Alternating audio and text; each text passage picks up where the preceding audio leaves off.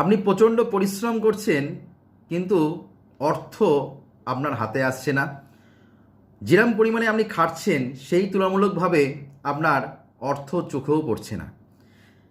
তাহলে আপনারা অবশ্যই উপচারটি করবেন। নমস্কার, আমি অ্যাস্ট্রোলজার শ্রী রাজেন্দ্র আজ আপনাদের সামনে নতুন একটা উপচার নিয়ে উপস্থিত।